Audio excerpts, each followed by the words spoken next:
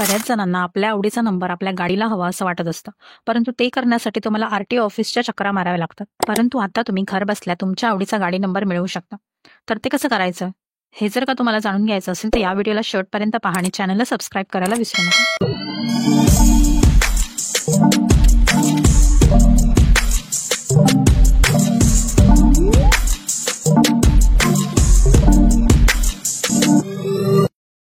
ज्यांना आपल्या गाडीसाठी आपल्या आवडीचा नंबर हवा आहे, परंतु त्यांना आरटीओ ऑफिसमध्ये चक्रा मारायचे नाहीत, त्यांच्यासाठी आरटीओ कडून एक गुड न्यूज आहे.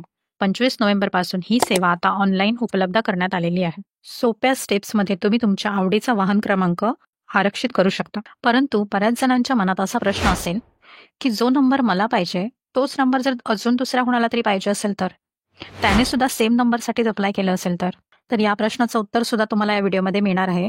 त्यासाठी प्लीज व्हिडिओला अजिबात स्किप करू नका आणि शेवटपर्यंत पहा. तर आता तुमच्या आवडीचा गाडी नंबर कसा मिळवायचा ते आपण पाहूया. त्यासाठी ब्राउझरमध्ये फॅन्सी परिवहन टाईप करा. आता तुमच्या समोर अशी वेबसाईट येईल, त्या वेबसाईटवरती क्लिक करा. आता तुमच्या समोर असं वेब पेज ओपन होईल. त्यातील न्यू युजर या पर्यायावरती क्लिक करा. आता तुम्हाला तुमचं रजिस्ट्रेशन करायचं आहे. त्यासाठी सर्वात प्रथम तुमचं राज्य सिलेक्ट करा, तुमचं पूर्ण नाव टाका आणि आता तुम्हाला इकडे तुमचा ईमेल आणि मोबाईल नंबर व्हेरीफाय करायचा आहे.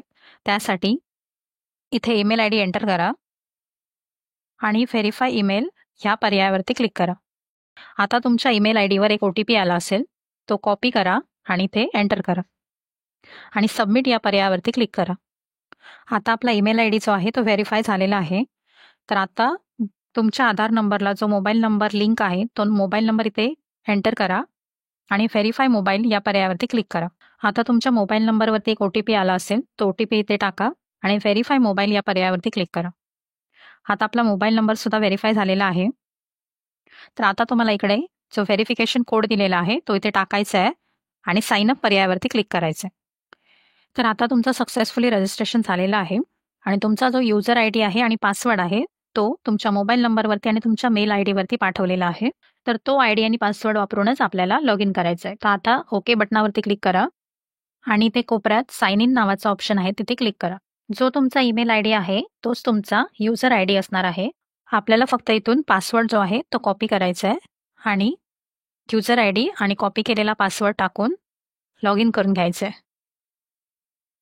आता तुमच्यासमोर असं पेज ओपन झालं असेल तर तुम्हाला आता तो पासवर्ड जो आहे तो चेंज करायचा आहे. तर इथे ओल्ड पासवर्डमध्ये जो आपण कॉपी केलेला पासवर्ड आहे तो टाका आणि न्यू पासवर्ड आणि कन्फर्म पासवर्डमध्ये एक नवीन पासवर्ड टाकून तुमचा पासवर्ड जो आहे तो चेंज करून घ्या. आता जो आपला पासवर्ड आहे तो सक्सेसफुली चेंज झालेला आहे.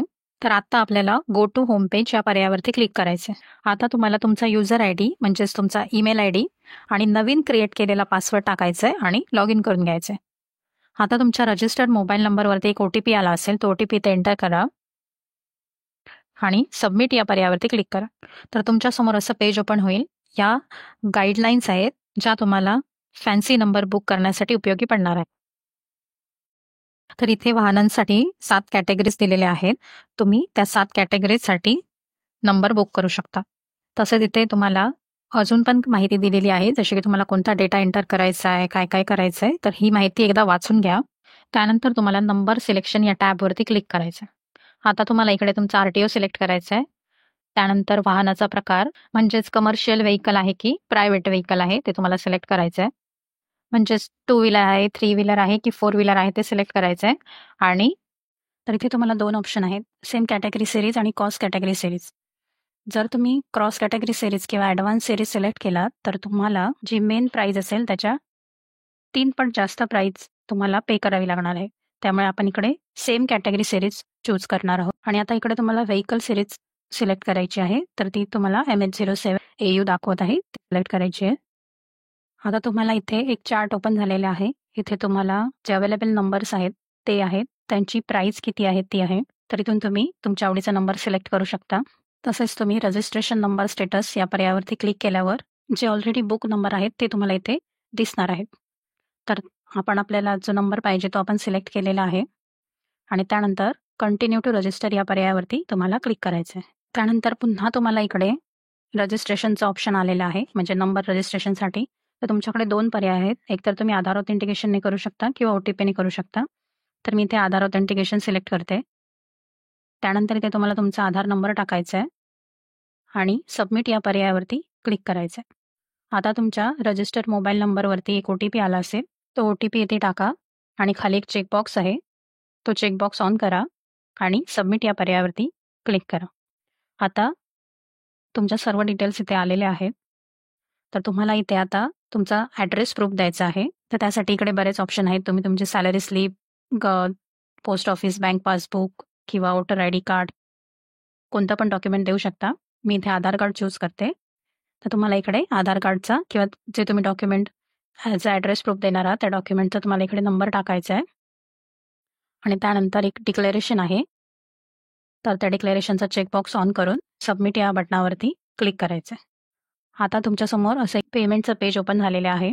तर इथे तुम्ही पाहू शकता इथे तुमचं ओनर म्हणजे तुमचं नाव, तुमचा ईमेल ID, तुमचा मोबाईल नंबर सर्व डिटेल्स आहेत आणि तुम्ही जो व्हेइकल नंबर सिलेक्ट केला तो व्हेइकल नंबर इथे तुम्हाला दाखवणार आहे आणि त्या व्हेइकल नंबरसाठी जी प्राईज आहे ती प्राईज इकडे तुम्हाला दाखवणार आहे. तर तुम्हाला ती जी प्राईज आहे ती पे करायची आहे. तर त्यासाठी पहिल्यांदा इथे जो व्हेरिफिकेशन कोड आहे तो व्हेरिफिकेशन कोड इथे टाकायचा आहे आणि डिक्लेरेशन आहे तो चेकबॉक्स ऑन करून पे या पर्यायावरती क्लिक करायचं आहे. तर तुम्ही पेमेंट केल्यानंतर तुम्हाला इकडे एक ऑप्शन सर्व्हिस म्हणून टॅब आहे. तिथून तुम्ही तुमचा पेमेंटचा स्टेटस जो आहे तो तुम्ही चेक करू शकता. तसेच तुमचा ट्रान्झॅक्शन ID जो आहे तो टाकून सुद्धा तुम्ही तुमचा ॲप्लिकेशनचा जो स्टेटस आहे तो तुम्ही चेक करू शकता. तर पेमेंट केल्यानंतर तुम्हाला एक पेमेंटची पावती मिळणार आहे. तर त्या पावतीची प्रिंट काढून तुम्हाला वाहन विक्रेत्याकडे ती प्रिंट द्यायची आहे आणि त्यानंतर तुम्हाला तुमच्या आवडीचा जो नंबर असेल तो तुम्हाला मिळून जाईल. तसेच व्हिडिओच्या सुरुवातीला मी तुम्हाला म्हटलं होतं की जो नंबर तुम्हाला पाहिजे त्याच सेम नंबरसाठी जर दुसऱ्या व्यक्तीने अप्लाय केलं असेल तर काय होणार? तर त्यासाठी पूर्वीप्रमाणेच लिलावाची जी पद्धत आहे ती पद्धत वापरली जाणार आहे. म्हणजे जो कोणी त्या नंबरसाठी जास्त रक्कम भरण्यास तयार असेल त्या व्यक्तीला ऑफलाईन पद्धतीने त्या नंबरची पावती जी असेल ती दिली जाईल आणि तो नंबर त्या व्यक्तीला दिला जाणार. तुम्हाला जर याबद्दल काही शंका असतील तर तुम्ही कमेंट करून विचारू शकता. व्हिडिओ आवडल्यास लाईक करा, शेअर करा जेणेकरून ही माहिती इतरांपर्यंत पोहोचेल